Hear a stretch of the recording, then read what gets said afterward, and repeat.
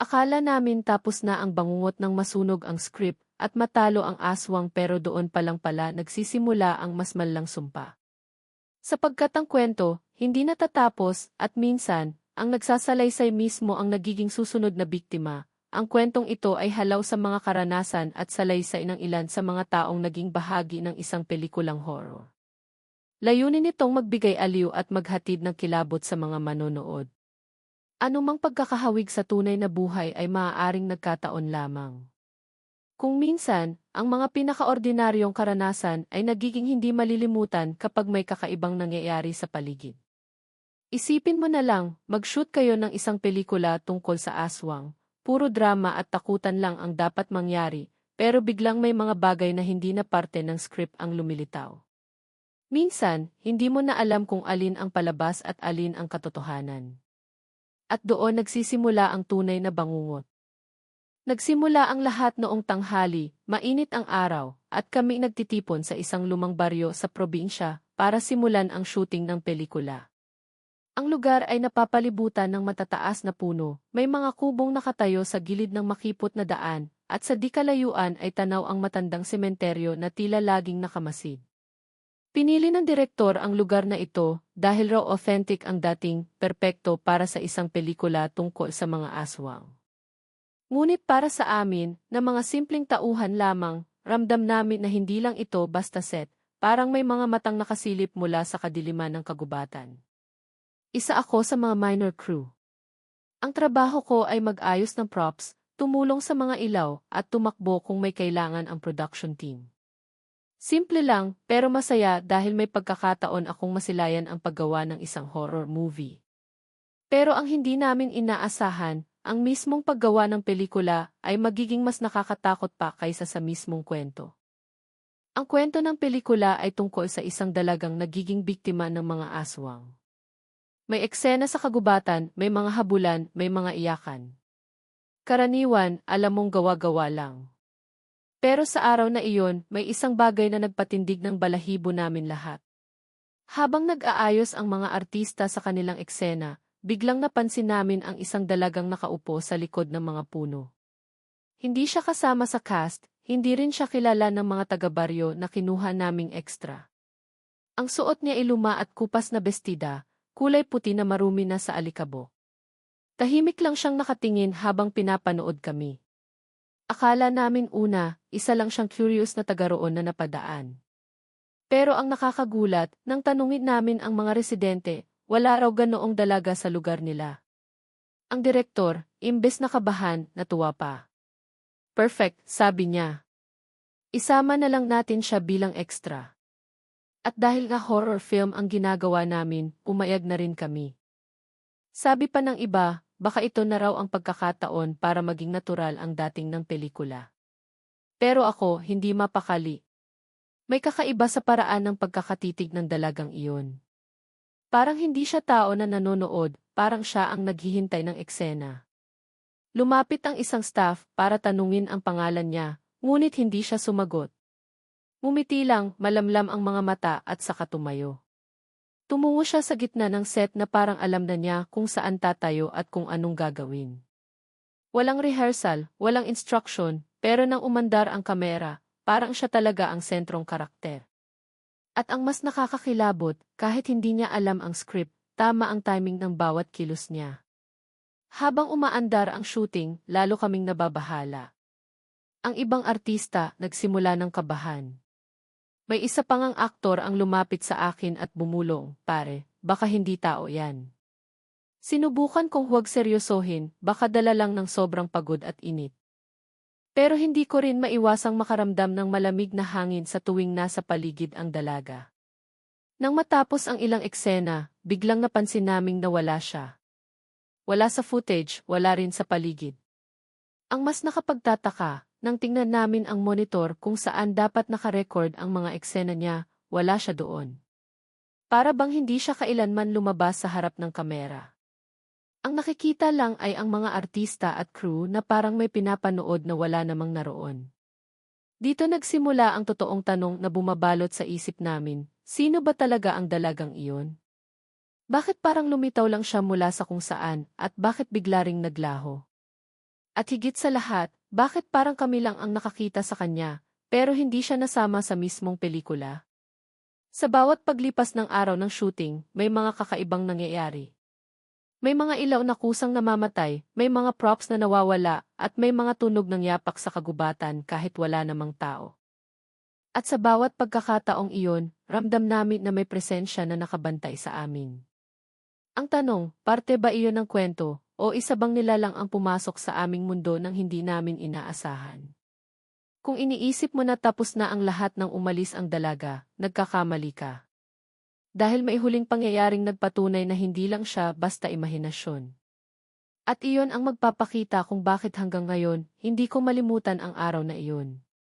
Pero bago ko ikwento ang sumunod na nangyari, tanungin ko muna kayo, handa na ba kayo kung ang pelikulang pinapanood ninyo ay biglang magbukas ng pintuan para sa isang nilalang na hindi dapat nandoon, nang mawala ang dalagang iyon mula sa set? Akala naming tapos na ang lahat. Pero sa halip na mawala ang kaba, mas lalo pa itong lumakas. May kung anong naiwan na malamig na pakiramdam sa hangin, para bang ang bawat sulok ng kagubatan ay nagtatago ng lihim. Nagsimula ng gumabi at ang mga ilaw na dala namin ay isa-isang binuksan upang ipagpatuloy ang shooting. Pero kakaiba ang timpla ng gabi. Parang mas makapal ang dilim kaysa karaniwan, at kahit may mga spotlight kami, tila hindi umaabot ang liwanag sa mga gilid ng kagubatan. Ang direktor, palaging matapang at seryoso sa trabaho, pilit na ipinagpatuloy ang lahat. Trabaho lang tayo. Don't mind the stories, sabi niya habang pinapakalma ang mga artista. Pero kahit siya, napansin kong ilang beses siyang napapalingon sa paligid na parang may sinusundan na anino. Ang lead actress, si Mara, ay halatang kinakabahan. Sa bawat take, nanginginig ang kanyang kamay at halatang hirap siyang tumutok sa linya niya. Minsan, nagkamali siya ng tingin at tumuturo sa madilim na bahagi ng kagubatan. Nang tanungin namin kung bakit, mahina lang niyang bulong, may nakatingin. Hindi lang siya. Ang isa sa mga kameraman, si Joel, ay biglang sumigaw nang makitang may dumaan daw sa likod ng mga puno. Nang sinilip namin, wala naman. Pero ang sinabi niya, malinaw daw niyang nakita ang isang babae, nakaputing bestida, at tumakbo papalayo. Tumigil ang lahat ng gawain saglit. May iba pang crew ang nagsabing nakakarinig sila ng bulungan, pero kapag lumingon, wala namang tao. Para bang niloloko kami ng paligid, tinatawanan mula sa dilim. Doon namin napagtanto na hindi lang basta dalaga ang lumitaw kanina. May mas malalim na dahilan kung bakit siya nagpakita at kung bakit parang ayaw niya kaming matapos. Hindi ito basta guni-guni o kwentong probinsya lang. May kakaibang koneksyon ang lugar na iyon sa kwento ng mga aswang na pinipilit naming gawin. At ang mas nakakatakot pa, tila ayaw ng mga nilalang dito na mapaglaruan ang kanilang pangalan. Maya-maya, dumating ang isang matandang babae mula sa baryo. Hindi siya bahagi ng crew, kundi isang residente na nagdala raw ng pagkain para sa amin. Ngunit sa halip ng umiti o makihalubilo, seryoso ang kanyang mukha habang pinagmamasdan ang set. Lalo siyang nagtagal nang mapansin niyang may eksena kaming ginagawa kung saan ang dalaga sa pelikula ay kinakaladkad ng isang aswang papunta sa kagubatan. Hindi maganda ang ginagawa ninyo, mahinahon niyang sabi. Ang mga ganitong kwento may pinagmumulan. Hindi dapat ginagawang biro. Nagkatinginan kami. Ang direktor, bagamat halatang nabahala, umiti at nagpasalamat na lang. Pero bago siya umalis, ang matanda ay tumingin sa amin isa-isa, parang may binabalaan. Bago siya lumakad palayo, binulong niya, kung may makita kayong hindi ninyo kilala huwag na huwag ninyong pansinin. Nakakakilabot iyon dahil alam naming lahat na nakita na nga namin ang dalagang hindi namin kilala. At ang mas nakakagimbal pa, ngayong gabi, sa bawat take ng kamera, tila may mga puting anino na dumadaan sa frame. Minsan, mahina lang na parang usok.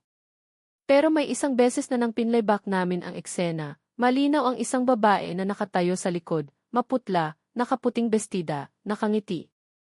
At hindi iyon ang lead actress.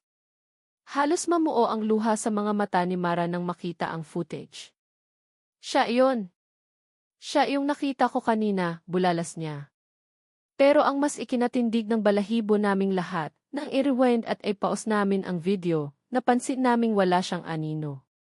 At higit sa lahat, ang mga mata niya ay tila dilat na dilat, parang walang puti, itim lang na butas na nakatingin diretso sa kamera.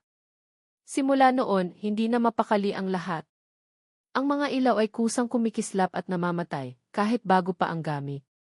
May isa pang soundman na biglang nawala ng malay matapos niyang sabihin na may malamig na kamay na humawak sa balikat niya. Nang sinuri, wala naman talagang tao sa likod niya. Kahit ang baryo mismo ay tila nakikibahagi sa hiwaga. May mga aso sa paligid na walang tigil sa tahol, lahat nakaharap sa aming set. Ang hangin ay naging mabigat, may halimuyak na amoy dugo at nasusunog na kahoy kahit wala namang apoy.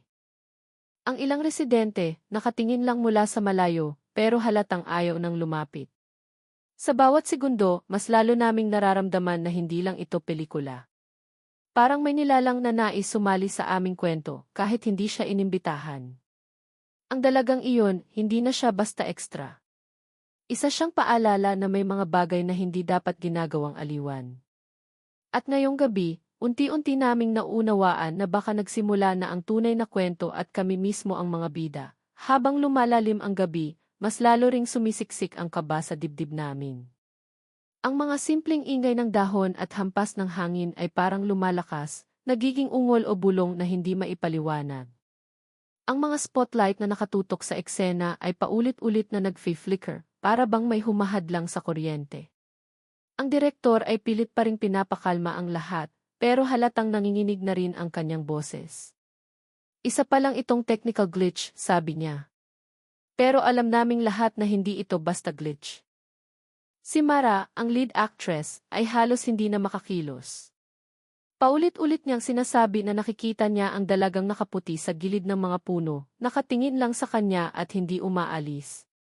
Ilang beses na siyang nagtanong kung pwede ba siyang umalis, pero tinapik lang siya ng direktor at sinabing tapusin muna ang eksena.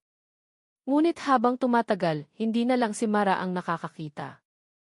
Ang isa pang crew, si Joel, ay napaupo sa lupa nang makita niyang may aninong dumaan sa mismong tabi ng kamera niya. Hindi ako nag-iisa rito, mahina niyang bulong, pawisan at nanginginig. At doon nagsimula ang mas malaking gulo.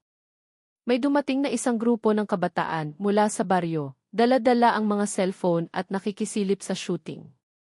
Akala namin makakadagdag sila ng saya, pero sa halip ay lalo lang kaming kinabahan.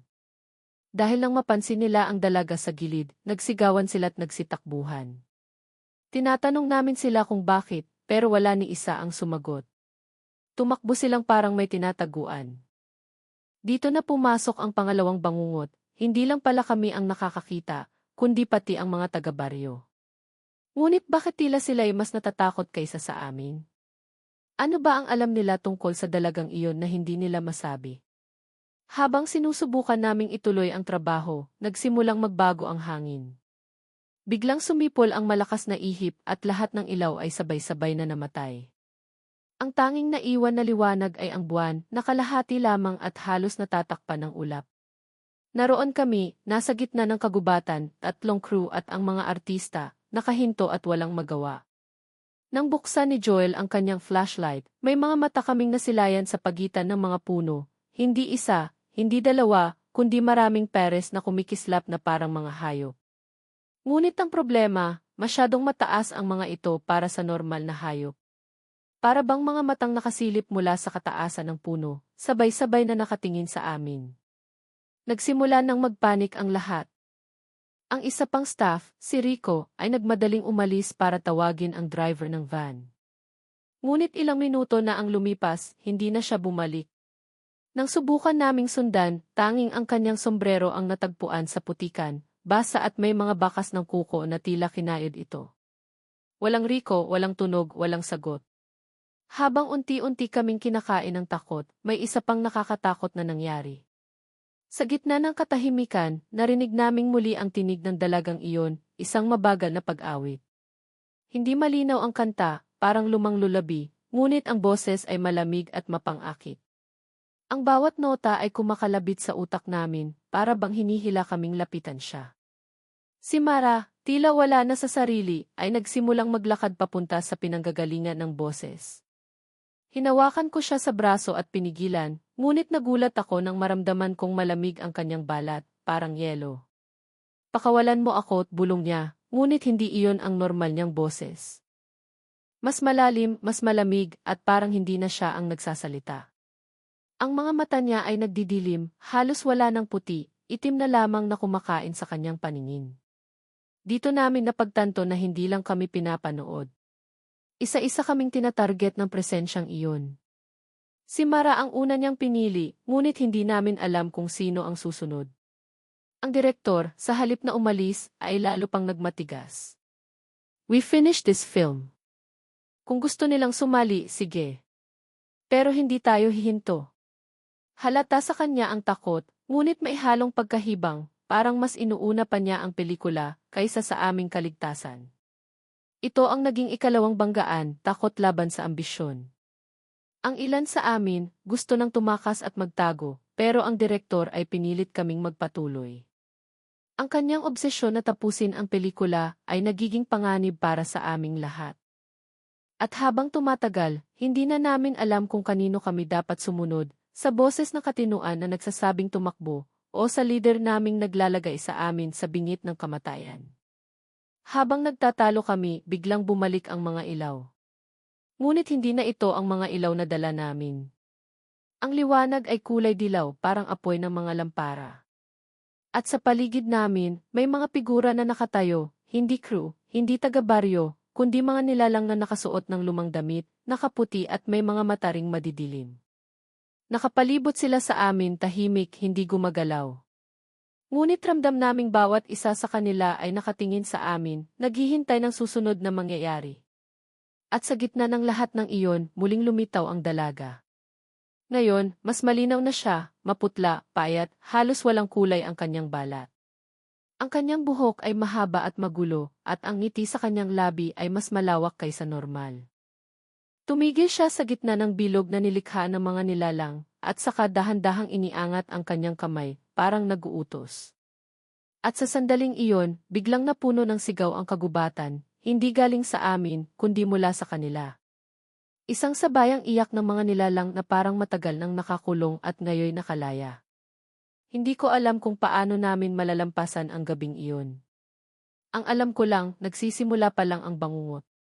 Nang marinig namin ang sabayang sigaw mula sa mga nilalang na nakapaligid, para kaming napako sa kinatatayuan. Ang sigaw ay hindi katulad ng tao, hindi rin katulad ng hayop. Ito ay parang pinagsamang huni ng uwak at iyak ng sanggol, at sabay-sabay itong nag-echo sa buong kagubatan. Ramdam ko ang pag-uga ng lupa, para bang mismong paligid ay nakikisali sa kanilang galit. Hindi na namin alam kung anong mas nakakatakot, ang nakikita naming mga nilalang o ang hindi maipaliwanag na lakas na bumabalot sa amin. Ang direktor, bagamat halatang nanginginig, ay humakbang palapit sa dalaga sa gitna ng bilog. Kung gusto mong sumama sa pelikula, sige ikaw ang bida, sigaw niya na parang nagmamalaki. Pero ang boses niya ay nanginginig at bakas ang takot sa kanyang mga mata. Sa halip na tumigil ang mga nilalang, mas lalo silang lumapit. Ang kanilang mga paay parang hindi lumalakad, dumaustos lang sa lupa, nakatingin sa amin na parabang matagal na kaming hinihintay. Si Mara, ang lead actress, ay halos wala na sa sarili. Nakabuka ang kanyang bibig, parang may inaawit na hindi namin naririnig. Ang kanyang mga kamay ay unti-unting gumagalaw na parang ginagabayan ng hindi nakikitang PC. Hinawakan ko siya, pilit na pinipigilan, ngunit bigla siyang sumigaw ng malakas, isang sigaw na hindi niya boses. Para bang may ibang nilalang ang sumisigaw mula sa kanyang lalamunan. Napaatras ako at ang malamig na pawis ay dumaloy sa aking likod. Si Joel, ang cameraman, ay biglang tumakbo, dala ang kamera. Hindi ko na kaya, sigaw niya. Ngunit ilang hakbang pa lang, biglang bumagsak siya sa lupa. Nang lapitan namin, nanginginig siya at nakatitig sa kawalan, paulit-ulit na sinasabi, nakunan ko siya, pero nang sinilip namin ang screen ng kamera, wala roon ang mga nilalang. Tanging kami lang ang nasa frame, kami, nakatingin sa paligid na parang mga baliw na nakikipag-usap sa wala. Ang mas malala, sa mismong likuran namin sa video, may isang anino na dahan-dahang lumalapit, nakatayo sa likod naming lahat. Ang mga mata ko'y mabilis na gumala sa paligid, pilit na hinahanap ang anino. Ngunit sa totoong mundo, wala naman akong makita. Doon ko naramdaman ang mas malalim na takot, baka hindi na lang sila basta sa labas. Baka narito na sila sa mismong tabi namin at hindi lang namin nakikita. Samantala, ang matanda mula sa baryo na nagbabala sa amin kanina ay muling lumitaw, dala ang isang lumang lampara. Hindi namin alam kung saan siya nanggaling, pero ang mga mata niya ay puno ng awa at takot. Umuwi na kayo, sabi niya. Kung magtatagal pa kayo rito, hindi na kayo makakabalik. Ngunit bago pa namin siya masundan, bigla siyang hinila ng anino sa gilid ng kagubatan. Napasigaw kami, pero sa isang iglap wala na siya. Ang lampara na lang ang naiwan, nakasindi pa at nanginginig ang liwanag. Sa puntong iyon, ramdam naming wala na kaming ligtas na direksyon. Sa likod, ang van na dapat ay maghahatid sa amin ay hindi na makita. Sa harap, ang mga nilalang na nakaputi ay mas lalo pang lumapit, halos madama na namin ang kanilang malamig na hininga. At sa gitna, ang dalaga ay nakatayo pa rin, ngayon ay nakataas ang dalawang kamay, at ang lupa sa paligid niya ay unti-unting bumubuka, para bang may gustong lumabas mula sa ilalim. Ang mga aso sa baryo ay muling umalulong, mas malakas kaysa dati, at sabay-sabay silang tila tumatakbo papalayo mula sa kagubatan. Ang hangin ay bumigat, bawat paghinga ay parang laso na dumadaan sa baga. Ang mga ilaw ng lampara ay kumukurap, at bawat kurap ay parang mas lalong dumidilim ang paligid, na para bang may tinatanggal na liwanag mula sa mundo. Ang direktor, kahit halatang hindi na makapaniwala, ay patuloy na sumisigaw.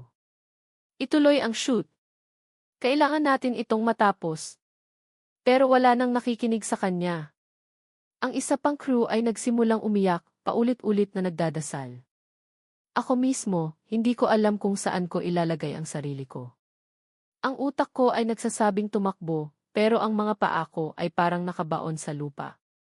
Sa gitna ng kaguluhan, biglang bumukas ang lupa sa paanan ng dalaga. May malamig na hangin na sumirit mula roon, at kasabay nito'y isang mabahong amoy na parang nabubulok na karne. Sa loob ng butas ay may kumikislap na pulang liwanag, at sa bawat kisap nito, may nakikita akong hugis ng mga kamay na umaabot paakyat, pilit kaming inaabot. Hindi ko alam kung paano kami makakatakas. Hindi ko alam kung totoo pa ba ang lahat ng nakikita namin, o kung naipit na kami sa isang bangungot na wala ng gisingan. Ang sigurado ko lang, bawat segundo na lumilipas ay mas lalong lumalapit ang katapusan. At habang pinagmamasdan ko ang dalagang iyon na nakangiti pa rin, mas lalo kong naramdaman na hindi siya basta ekstra, siya ang tunay na maihawak ng aming kapalaran. At sa puntong iyon, napagtanto kong wala ng ligtas na landas. Kahit saan kami tumingin, may nakabantay. Kahit saan kami tumakbo, may naghihintay. At ang pinakamasakit na katotohanan, hindi namin alam kung alin sa mga kasama namin ang totoo pa, at alin ang baka isa na rin sa kanila. Sa sandaling bumukas ang lupa at lumabas ang mga kamay na tila kumakapit mula sa kailaliman. Pakiramdam ko'y halos mabaliw na ako sa takot. Ang malamig na hangin ay pumapaitaas, nagdadala ng amoy na parang pinagsamang dugo, usok at bulok na laman. Si Mara ay nananatiling nakatitig sa dalaga, ang kanyang mga mata ay wala ng kinang ng pagiging tao, para bang unti-unti na siyang kinukuha ng kakaibang presensya. Ang direktor naman ay patuloy sa pagsigaw, pinipilit na kontrolin ang sitwasyon, pero halatang kahit siya ay hindi na alam kung ano ang dapat gawin. Bigla kong napansin ang isang kakaibang bagay, ang mga nilalang na nakapaligid ay hindi basta nakatayo lamang. Sa bawat galaw ng dalaga, gayon din ang kanilang kilos. Parang siya ang kanilang tali at lahat sila'y marionette na sumusunod. At nang tuluyan niyang itaas ang dalawang kamay, sabay-sabay ding umangat ang mga nilalang, para bang sila ilumulutang sa ere. Ang kanilang mga katawan ay payat, halos butot balat, ngunit ang kanilang mga mata ay nagliliyab sa dilim. Ngunit ang tunay na twist ay nang lumingon ako kay Joel, ang cameraman. Nakita kong siya ay nakatitig sa dalaga, ngunit hindi na siya mukhang tao. Ang kanyang balat ay nanlalamig, ang kanyang mga mata ay kasing itim ng mga nilalang, at sa gilid ng kanyang labi ay may bakas ng kakaibang ngiti. Napaatras ako, halos mabitawan ko si Mara. Joel, mahina kong tawag. Pero sa halip na sumagot, nagsalita siya sa isang boses na hindi kanya, malalim, parang galing sa ilalim ng lupa. Matagal na naming hinihintay ito, sabi niya. Kayo mismo ang nagbukas ng pinto. Doon ko naintindihan, hindi lang basta extra ang dalagang iyon. At hindi lang kami ang pinaglalaruan, isa sa amin ay matagal nang hindi tao.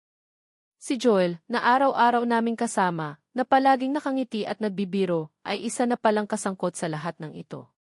Baka siya ang nagdala ng sumpa, baka siya ang nag-imbita ng mga nilalang na ito. At ngayong narito kami wala ng takas. Ang lupa ay patuloy na bumubuka, at mula roon ay nagsimulang lumabas ang mas nakakatakot na anyo, hindi na mga kamay lang, kundi buong katawan ng mga nilalang na nakaputing bestida, mga mukhang sira-sira, at mga bibig na nakanganga na parang gutom na gutom. Ang kanilang mga ngipin ay matutulis, kumikislap sa ilaw ng lampara, at bawat isa'y nakatingin diretso sa amin. Ang direktor ay hindi na makagalaw. Ang kanyang mga mata ay nakapako sa kamera ni Joel, na tila iyon na lang ang kanyang huling pag-asa. I-record mo lahat, sigaw niya. Ngunit alam naming walang saysay. Dahil ang bawat kuha, ang bawat footage, ay hindi lumalabas ang nilalang. Para bang sila ay hindi gustong makita ng mundo, sila'y para lamang sa amin. Si Mara, na kanina ay kinokontrol ang dalaga, biglang bumagsak sa lupa. Nang lapitan ko siya, halos wala na siyang malay, pero nagbukas siya ng bibig at mahina niyang bulong, hindi siya extra, siya ang totoong bida. Nang tanungin ko kung sino, hindi na siya sumagot. Pero malinaw na ang tinutukoy niya ay ang dalagang nakaputi. At ang pinakamatinding dagok, nang dahan-dahan akong lumingon, nakita kong ang dalaga ay maihawak na lumang script.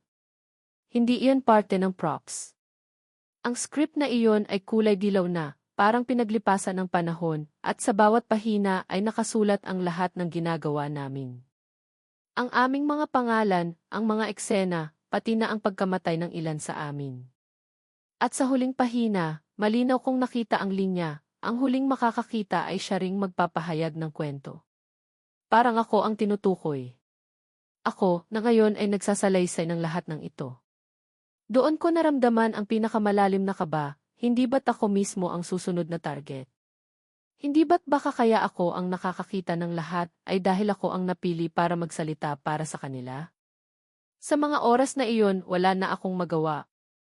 Kahit saan ako tumingin, may aninong nakamasid. Kahit saan ako humakbang, may boses na sumusunod. At habang hawak ng dalaga ang lumang script at dahan-dahan itong binabasa, pakiramdam ko'y unti-unti nang nawawala ang hangin sa paligid, para bang isinusulat niya ang mismong kapalaran namin. Wala akong lakas na lumaban. Wala akong direksyon na matatakbuhan. Ang tanging tanong na bumabalot sa isip ko ay kung hanggang kailan ko pa ito makakayanan. At ngayon, itatanong ko rin sa inyo, kung kayo ang nasa sitwasyong ito, ano ang gagawin ninyo?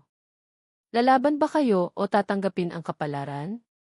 Sa tingin ninyo, makakaligtas pa ba ang pangunahing tauhan sa kwentong ito, o magiging isa na lang siyang bahagi ng lumang script na iyon, sa gitna ng kagubatan, habang patuloy na bumubuka ang lupa at lumalabas ang mga anino mula sa kailaliman? Alam kong wala na kaming oras. Si Mara ay nanghihina pa rin sa lupa, ang direktor ay halos hindi na makapagsalita, at si Joel, na ngayon ay malinaw ng hindi tao, ay nakangiting parang nananabik sa aming lahat. Ang dalagang nakabestidang puti ay patuloy na nagbabasa mula sa lumang script, at bawat salitang lumalabas sa kanyang bibig ay nagdudulot ng pagbabago sa paligid. Mga puno ay umuyuko, mga ibon ay biglang bumubulusok sa lupa na parang walang buhay, at ang hangin ay lumalamig na parang nasa loob kami ng isang libingan. Hindi ko alam kung saan ko hinugot ang lakas, pero bigla kong inagaw ang lampara mula sa kamay ng direktor at itinapat sa lumang script. Naramdaman kong iyon ang dapat gawin. Ngunit bago ko pa maituloy, biglang sumigaw si Joel ng malakas na parang naggangalit na halimaw. Ang kanyang mga mata ay kumikislap at ang kanyang mga braso ay humaba na parang kamay ng isang aswang. Sinunggaban niya ako at halos hindi ko na mailagan ang matutulis niyang kuko na dumadausdos sa aking balikat. Sa sakit at takot, wala akong nagawa kundi itulak siya palayo gamit ang lampara. Nang magdikit ang apoy sa kanyang balat, napaatras siya, umatungal at parang sandali siyang nanghina. Doon ko napagtanto, natatakot sila sa apoy. Agad kong sinigawan ang direktor na humawak ng mga tuyong sanga at sindihan gamit ang natitira naming apoy. Kahit nanginginig, sumunod siya, at isa-isa naming sinindihan ang paligid. Ang liwanag ay nagdulot ng saglit na paghina sa mga nilalang, ngunit hindi sila tuluyang nawala. Habang nakapaloob kami sa bilog ng apoy, patuloy pa ring nagbabasa ang dalaga mula sa script. At habang tumatagal, mas malinaw kong naririnig ang kanyang tinig. Hindi ito boses ng tao, kundi parang libo-libong kaluluwa na sabay-sabay umaawit ng sumpa. Naisip kong kung hindi ko mapapatigil ang pagbasa niya, wala kaming pag-asa. Kaya't sa kabila ng takot, nilapitan ko siya. Nang malapit na ako, humarap siya sa akin at ngumiti. Sa kanyang mga mata ay nakita ko ang walang katapusang dilim. Ikaw ang huling tauhan, bulong niya. Ikaw ang magtatapos ng kwento. Itinaas niya ang script at itinapat sa akin, para bang ipinapabasa. Ngunit imbes na kunin, hinablot ko iyon at pilit na pinunit.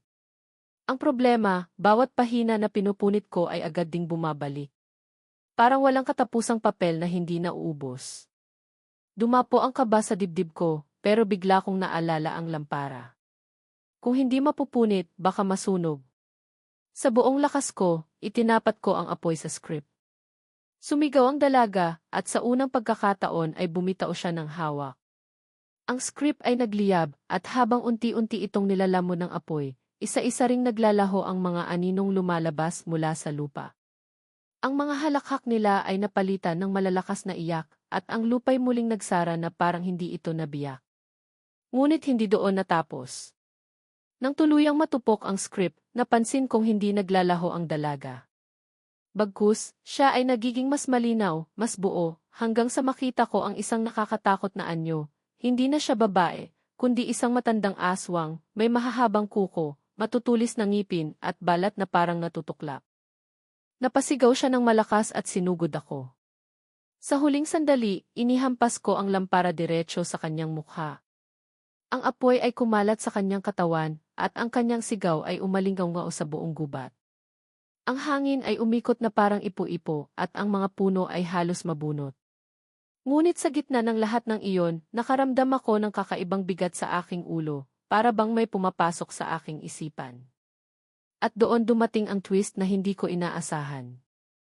Habang nagliliyab ang katawan ng aswang, biglang bumaling sa akin si Joel, na kahit sinusunog ng liwanag ay nakangiti pa rin. Tapos na ang script, sabi niya.